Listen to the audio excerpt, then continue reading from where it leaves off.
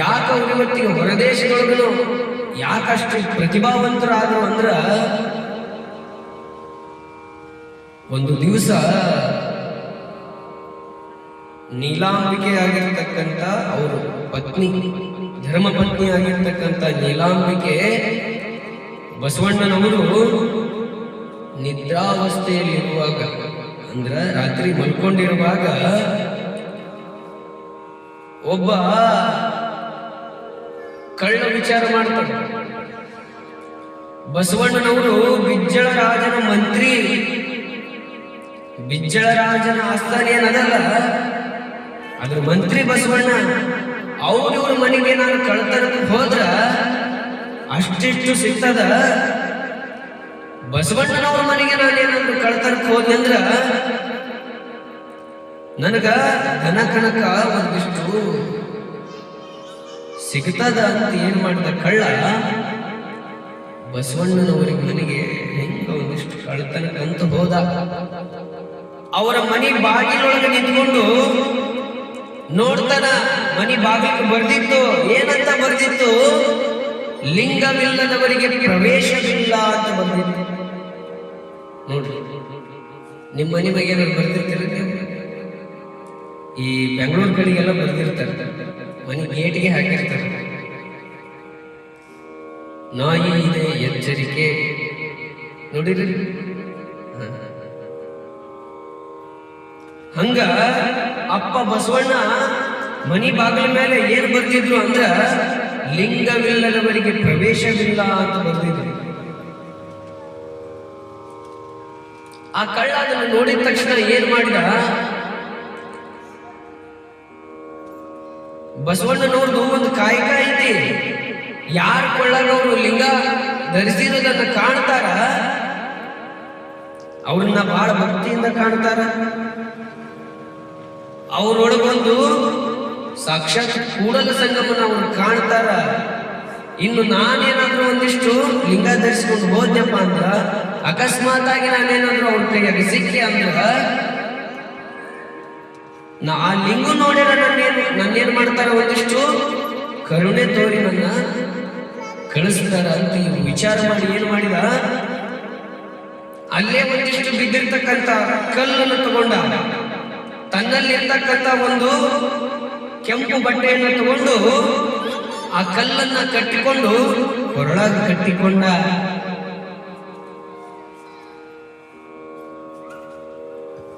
ಅದೇ ಲಿಂಗು ಅಂತ ಭಾವಿಸಿದ. ಕೊರಳ ಕಟ್ಟಿಕೊಂಡು ಒಂದಿಷ್ಟು ಹಿಂಗ ಅಗಲಿ ಸರಿಸಿ ಮನಿ ಒಳಗ ಕಾಲಿಟ್ಟ.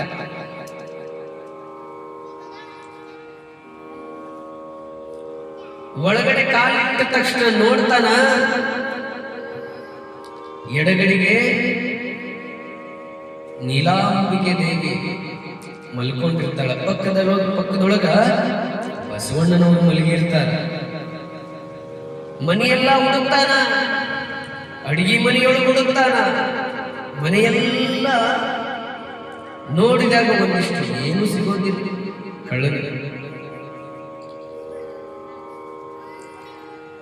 ಆವಾಗ ಒಂದಿಷ್ಟು ಗಮನ ಹರಿಸಿ ನೀಲಾಂಬಿಕೆ ಅಂತ ನೋಡಿದಾಗ ಏನಾಗುತ್ತ, ಕಿವಿಯೊಳಗಿರ್ತಕ್ಕಂಥ ಓಲೆ,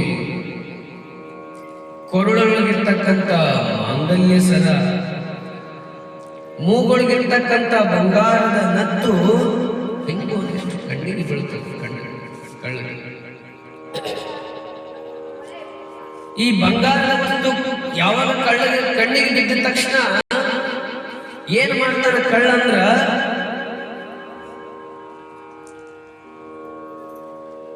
ನಾನು ಬಸವಣ್ಣನವ್ರ ಮನೆಗೆ ಬಂದಿದ್ದೆ, ಬಹಳ ಸಿಗುತ್ತ ಅಂತ ಇಷ್ಟ ಆದ್ರೆ ತಗೊಂಡು ಹೋದ್ರ ಆಯ್ತು, ಇನ್ನೇನ್ ಮಾಡೋದು ಅಂತ ಏನ್ ಮಾಡಿದ,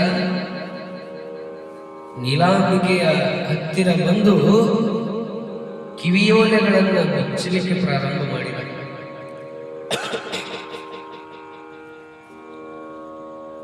ಒಂದು ಕಿವಿಯೋಲೆ ಕೈಯಾಗ ಬಂತು, ಬಿಚ್ಚಿದ.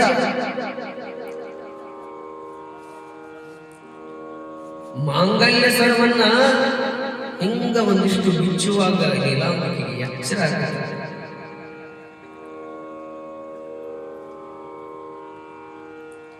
ನೀಲಾಂಬಿಕೆ ಅಂತಾಳ, ಮನೆಗೆ ಕಳ್ಳ ಬಂದಾನ್ರಿ, ಏನ್ರಿ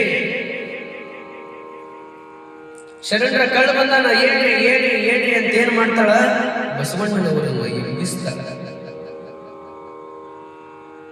ಬಸವಣ್ಣನವರು ನಿದ್ರೆಯಿಂದ ಹೇಳ್ತಾರ, ಎದ್ದ ತಕ್ಷಣ ನೋಡ್ತಾರ, ಕರುಳೊಳಗೆ ಲಿಂಗ, ಹಣಿ ಮೇಲೆ ಭಸ್ಮ ಧರಿಸಿರ್ತಕ್ಕಂಥ ವ್ಯಕ್ತಿಯೊಬ್ಬ ಕಣ್ಣೆದುರಿಗೆ ನಿಂತಾಗ ಅಪ್ಪ ಬಸವಣ್ಣ ಏನ್ ಮಾಡ್ತಾನ, ಯಪ್ಪ ಜಂಗಮರ ಇಷ್ಟೊತ್ತಿನೊಳಗೆ ಯಾಕೆ ಬಂದಿರಿ ಅಂತ ಶರಣಾರ್ಥಿಯನ್ನು ಸಮರ್ಪಣೆ ಮಾಡ್ತಾಗ ಕಾಲಿಗೆ ಬಿದ್ದು ಬಸವಣ್ಣ.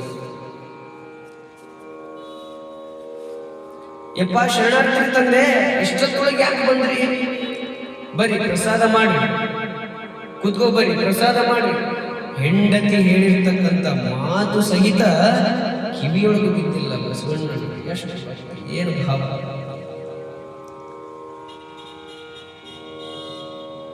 ನೀಲಾಂಬಿಕೆ ಅಂತಾಳ, ರೀ ಒಂದಿಷ್ಟು ನೋಡ್ರಿ, ನನ್ನ ಕಿವಿಯೊಳಗಿರ್ತಕ್ಕಂಥ ಓಲೆಯನ್ನ ತೆಗೆದುಕೊಂಡಾನ, ಮಾಂಗಲ್ಯ ಸರವನ್ನ ಇನ್ನೇನು ನನಗೆಚ್ಚರ ಆಗದಿದ್ರ ಮಾಂಗಲ್ಯ ಸರವನ್ನು ತೆಗೆದುಕೊಳ್ತಿದ್ದ.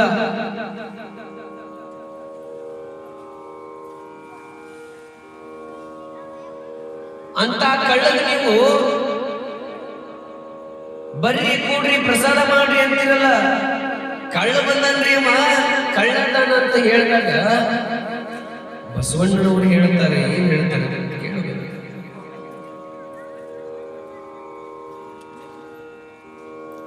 ಏನ್ ಹೇಳ್ತಾರಂದ್ರ, ಕಳ್ಳನ ಮನೆಗೊಬ್ಬ ಬಲುಗಳ್ಳ ಬಂದರೆ ಕೂಡಲ ಸಂಗಯ್ಯನಲ್ಲದೆ ಬೇರಿನ್ಯಾರು ಬಿಚ್ಚಿಕೊಡು ಅದು ಒಂದು ಓಲೆಯನ್ನಂತಾರೆ ಶರಣ. ನೋಡ್, ನಮಗೆಲ್ಲ ಇಂಥ ಭಾವ ಬಂದಿತ್ತ. ಬಿಚ್ಚಿಕೊಡುವಂತ ಬೈತಾರ ಹೆಂಡತಿಗೆ ಶರಣರು. ಅದಕ್ಕೆ ಅವರು ಅಷ್ಟು ಮಹಾಜ್ಞಾನಿ, ಜಗಜ್ಯೋತಿ ವಿಶ್ವಗುರು ಆಗಿರುವ ಬಸವಣ್ಣರು.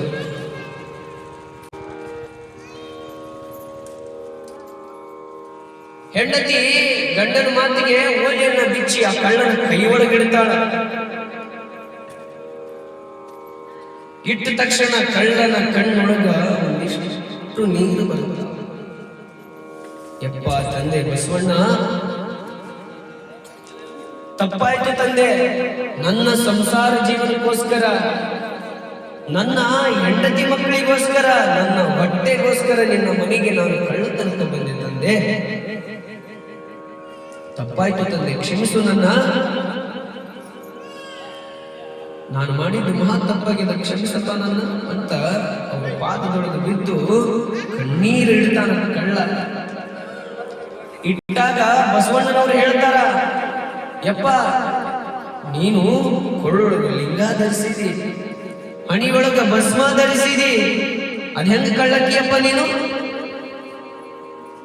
ಅದ್ ಹೆಂಗ ಕಳ್ಳಾಕಿ ನೀನು? ನಾನು ಸಂಗಯ್ಯನೊಳಗೆ ನಾನು ಬೇಡ್ತೀನಿ, ನಾನು ಕಳ್ಳ.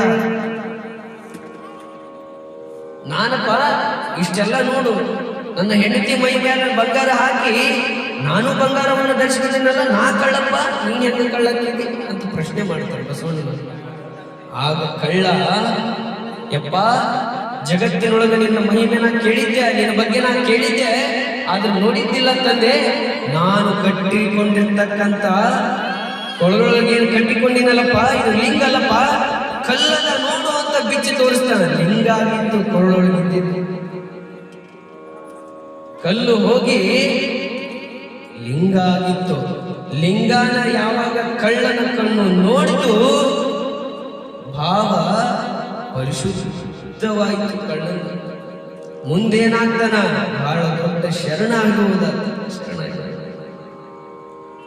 ಆತನ ವಚನಗಳನ್ನ ಕೇಳಬೇಕು ನಾವು, ಚುಮ್ಮುತ್ತವೆ ಅಂತಂತ ವಚನ ಬರೆದು ಹೋದ್ರು ಶರಣರು.